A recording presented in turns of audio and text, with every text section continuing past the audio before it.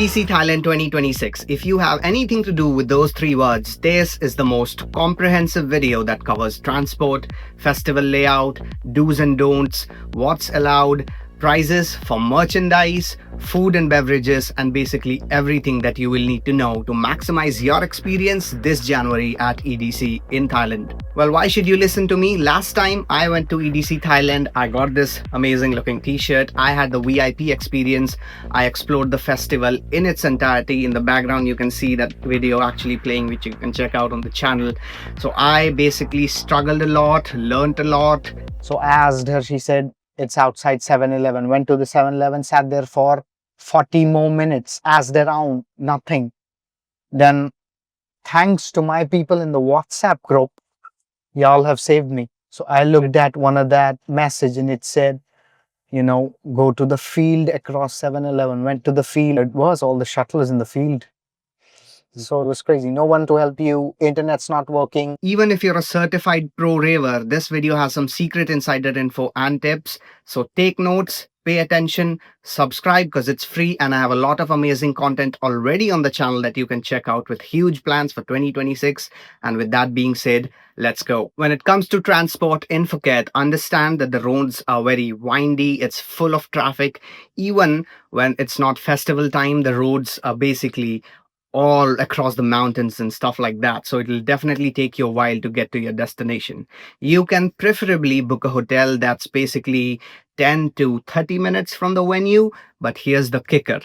Do not book the shuttle pass tickets that are being offered. What is a shuttle? Quickly, when you want to go to the festival, you will have like a minivan which basically has an occupancy for 10 to 15 people at a pickup location. So you get out of your hotel, you check which pickup location is the nearest to you, and that is where you should book your shuttle passes to as well, because there are a lot of pickup locations. Select the one that's closest to your hotel, go there, then they'll drop you to the festival.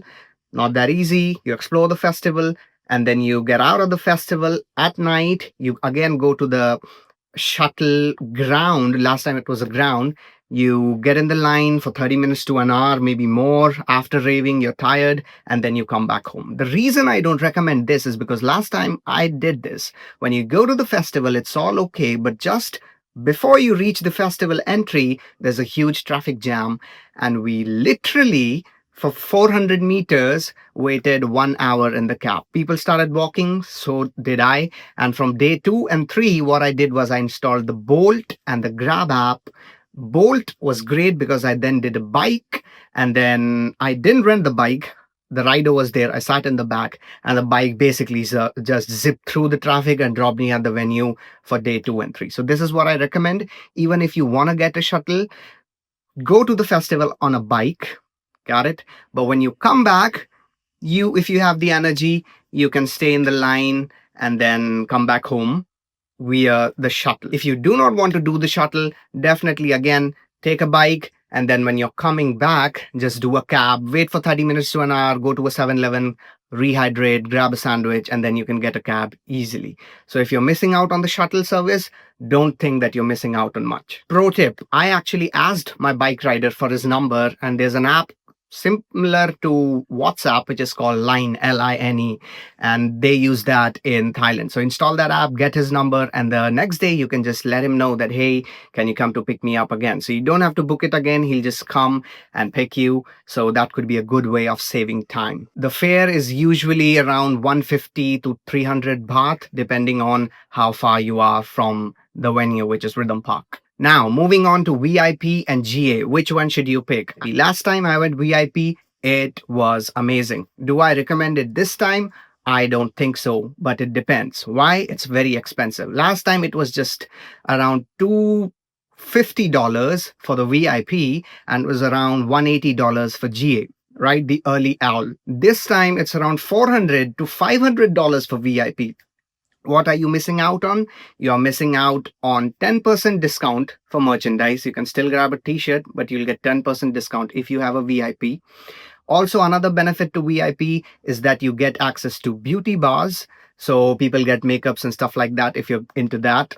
You get access to candy making stations. Candies are basically those bracelets with different characters and alphabets and stuff that you put together to get that bracelet and exchange it with that, rave tradition handshake and whatnot, which I still can't learn. Ferris wheel and carnival rides is open to all, but yes, there's a different line for GA and VIP.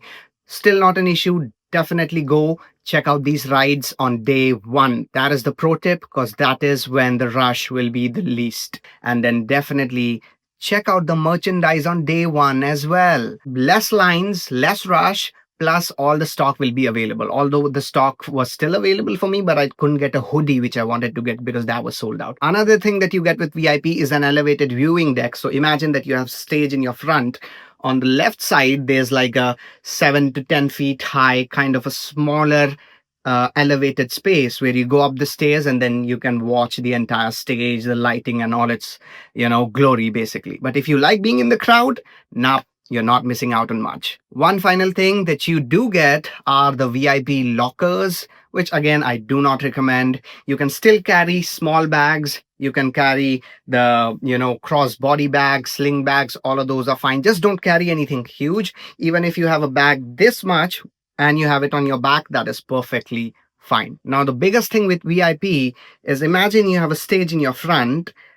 Divide that area of the ground in 3 parts. So take 2 parts, which is for the GA people, and then the other slab, which is the 33%, is for the VIP people. Less rush, but then you're facing the stage a little bit from the side. I was still fine with it because it was less rush. And then, of course, you have washrooms and separate, bartenders and stuff like that. So all in all, if you're looking for a less rushful experience, I think this could be worth it if you can spend. If you can't, you are really not missing out on much. Please don't stress.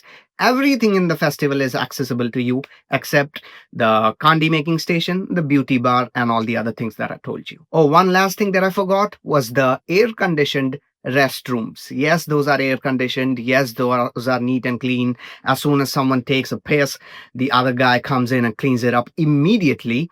And that was also in the GA as well. The only thing you're missing out is just feeling the cold air from the air conditioner for 30 seconds while you're taking a leak. So again, you're not missing out on much. On day one, come early to the festival so you can get your bands. There is going to be a huge line. And even when it says that you're going to get expedited entry to the festival, not really. There are literally just thousands of people. So forget about expedited. If you just come early, you're still going to be fine in the GA lines. All right, now let's talk about something very much important, which is the festival layout. And yes, this is where the insider info just came in, and how the weather is going to be like, how should you dress, what you can expect with the overall, the weather, the vibe, and all of that in the festival. The festival layout this time is twice the size that it was last time. I'm actually literally just got goosebumps because last time it was a fucking huge festival. Let me tell you that. Maybe not as big as Vegas, but the stage this time is from the 2024 Las Vegas stage. So again, huge thing. Last time it was, I think, from 2018, So this time around, the production is much more recent. And the festival layout, it literally has just 4 stages. The kinetic fields, which is the main stage, pretty huge. Enough ground again for stand without you bumping into people, because that's a thing here in India where I live in all the festivals. Then you have stereo bloom. Now let me tell you a little bit about the stage as well. Stereo bloom is like this techno and hard style, and even some bass gangster house music. So if you're into techno, which I am, Lily Palmer, Nina Kravis, not missing out on them. Hard style, definitely check out.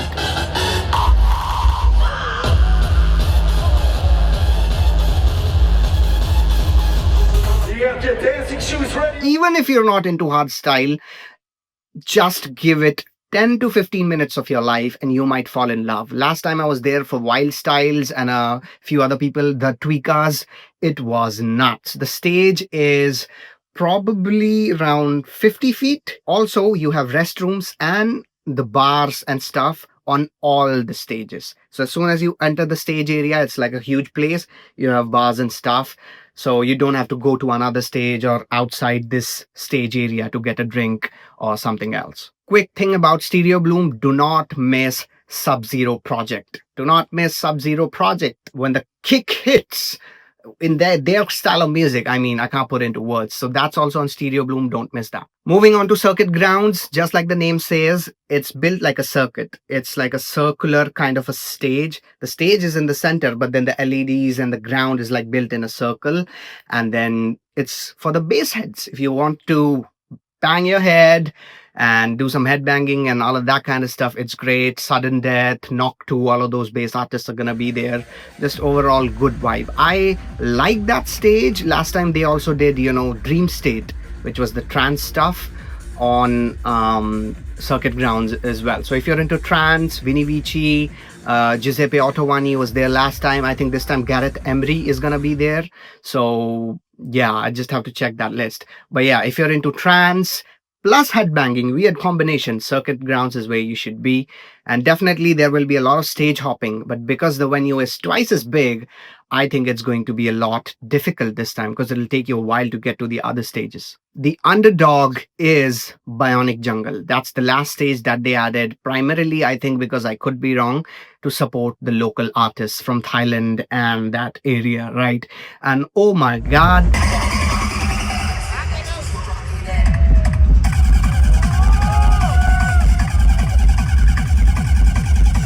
If you just don't like, commercial music, you're like, nah, I don't like Chainsmokers, I don't like Nicky Romero. I've heard a lot, I've been in the scene for a while.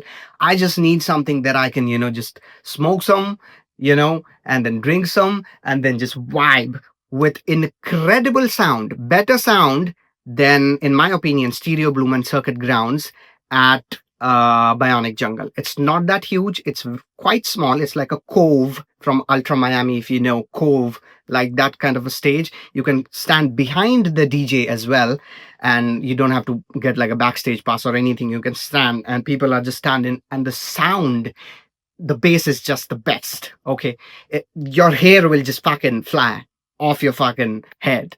That's how good it is. Definitely check out Bionic Jungle if you're into underground music, 150, 160 BPM, techno, shrans, all of that kind of stuff. A few other things about the festival layout is there is something called Pixel Forest, which is essentially just an area where you sit and relax, nothing crazy. This time they added like a beach thing, if you can see on the screenshot that I'm showing up on the screen right now, which I got from one of the friends there who is organizing this event.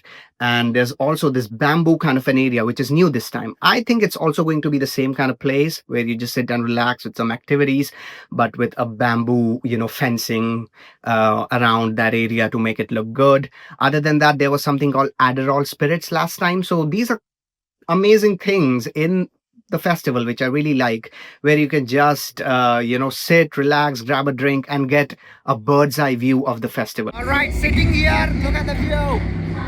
Look at the view.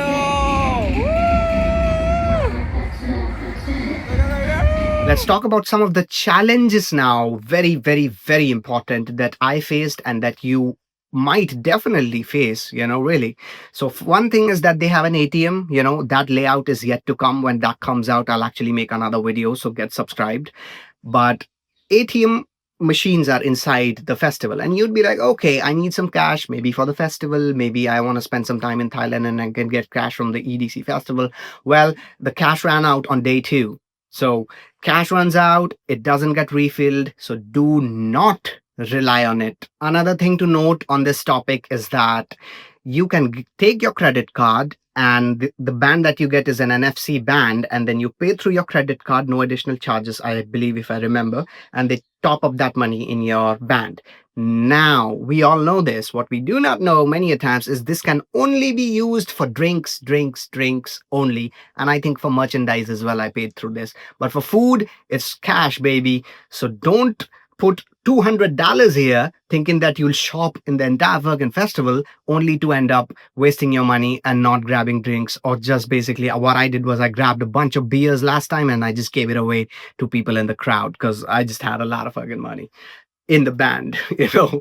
Let's talk about a little bit about the weather. Really not that harsh in any way, shape, or form. Not even humid. People think that Phuket is like an island, so it'll be humid, especially for someone like me living in Asia. I don't think it's humid. The degrees, it's going to be around 20 to 28. Even if it says 30 on the weather app or somewhere, it really doesn't feel like it. So, really pleasant weather. People came fully covered in jeans and like shirts as well. And then there were people who were just in shorts and like naked from like the upper part. They just sprayed sunscreen, and a lot of Australian people, met a lot of amazing people last time, by the way.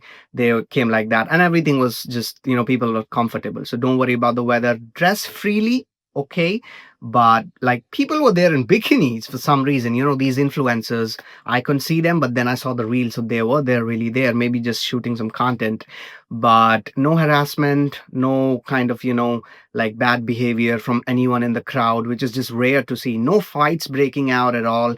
Maybe on the last day, I faced something. Let me tell you that on the last day when I was going out of the festival, I just accidentally, because everyone's walking out, I just accidentally bumped my foot into another lady's foot who was walking, and she was drunk. So she all went mad at me, even tried to do, put a few hands on my chest and stuff like that. But I said, sorry, I don't have anything to do with you. And just I went outside. So on the last day, people are fucking stoned. Be careful on the last day when you're getting out. Other than that, no fights that broke out. People were chill. So weather, and like I said, for clothing, you can dress freely, wear whatever you want, and you're going to be good. One final thing about the food and drink options: amazing beer from Chang. It hit me hard. Jesus, I couldn't even, like, shit was blurring out for me.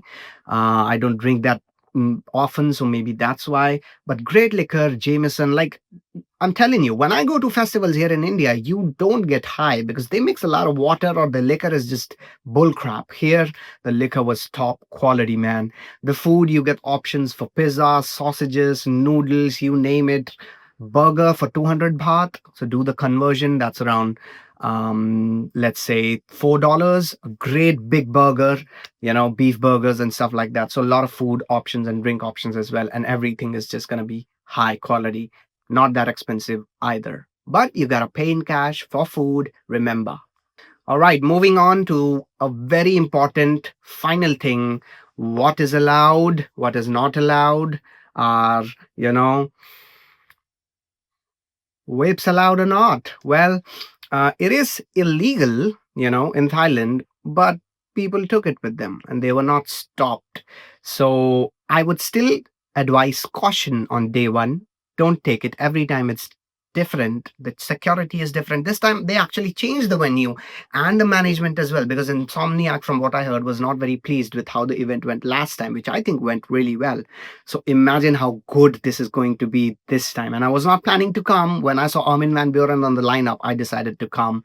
I digress.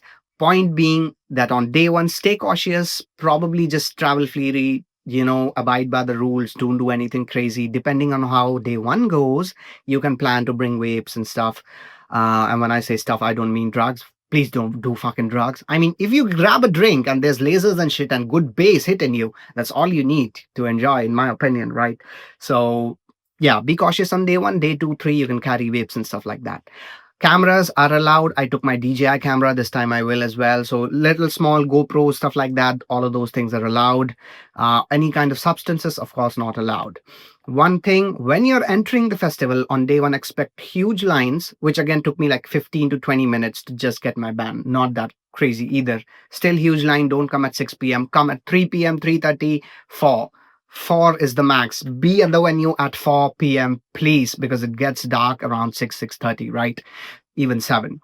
So you don't have to bring your passport. A lot of people ask me, there's no passport needed, boy. Keep your original passport in your hotel, in your room. Don't bring it. Bring a photocopy of your ID. You can carry your original ID. Don't carry your passport. Like if you have an ID card from somewhere, like in India, we have something called an Aadhaar. That's fine. But don't carry your original passport. Not needed. Just a photocopy of like printed on the paper of your passport, and then just get that to the venue. You're going to be just fine. Again, one quick thing: can you get VIP upgrades? Last time they opened that up closer to the event date. So if you have a GA ticket, you want to upgrade, you can do that on the venue and even on the portal. Right now, there's not a lot of clarity. Last year, it opened up around 2 weeks before the festival. So expect around 26th to 27th of December. That information should come out for VIP upgrades if you want to upgrade. Another thing about eSIMs is, if you're wondering how do you get an eSIM, do you get it in 7-Eleven? A lot of people have these questions traveling abroad. I found this thing called Saily. Of course, it's not sponsored. I'd love to take some sponsors, hit me up. You have my email. But Saily is just like an app. I saw this on another YouTuber's video and then I installed it last time. Amazing. Just install that app. $19 for 10 gigabytes lasted me the whole 10 days I was in Thailand, Bangkok, Pattaya, as well as Phuket. So they just install that app, pay $19, and eSIMs get installed on your phone. So you don't have to go anywhere on the airport. Definitely never ever get the SIM from the airport. 7-Eleven is the way you should get an eSIM if you want, or a SIM card, or if you just want like something that has nothing to do with a physical store or dealing with people. Just install the Saily app, run it on your iPhone. Works great on iPhone. I think there might be a challenge with Android, but you can still try. If it doesn't work, you can ask for refunds. A few final things, and this is about all the commenters on my video for EDC 2025. Guys, from the bottom of my heart, thank you. I have grown 2 channels in the past. I'm not new to YouTube. I have a business that is content production, and you're actually sitting in my music studio. So I'm a DJ and producer too, and I love shooting content. So I do a lot of things, but I love sharing because I have that unique perspective of music, of DJing, and then that skill set of recording events. I can bring you that, so you can watch it. But the thing is, thank you, because I just read all of your comments and people were like, it takes me back. You really did amazing. I can see this takes a lot of effort. Yes, it did. It took the life out of me. I was like fucking just gasping for air by the time I was about to render this video. I worked on for 2 to 3 months, 600 gigabytes of footage, 1200 fucking clips from iPhone, syncing it together, the drops from every fucking DJ, and I still couldn't put out the video for day 2 and 3. Sorry for that. So if you have any questions, just hit me up on my Instagram, Ben Voyage. That is BEN space VOYAGE. Just a fun twist on the Bon Voyage thing, and I can answer any of your questions. If you want to meet up, I do have a gang actually. This time around, last time I was solo, so I'd love to meet up, get you guys all in the video. And if you have any questions, comment down below, hit me up on Instagram. But yeah, I'm always here to help you guys. And 2026 is going to be a big year. I've already registered for Tomorrowland, Belgium. It's going to be my first time. I'm going to Lollapalooza, seeing Linkin Park. They were the guys who got me into Western music to begin with. Huge festivals in 2026. Get subscribed. If you're looking for high quality, informative, value content with entertainment, you should get subscribed. But again, it's your choice. It's free. And thank you very much for sticking around till the end. Again, if I miss something, comment down below and I'll catch you in the next video. Bon voyage, people, and happy raving. Stay safe. See you in EDC 2026. Bye.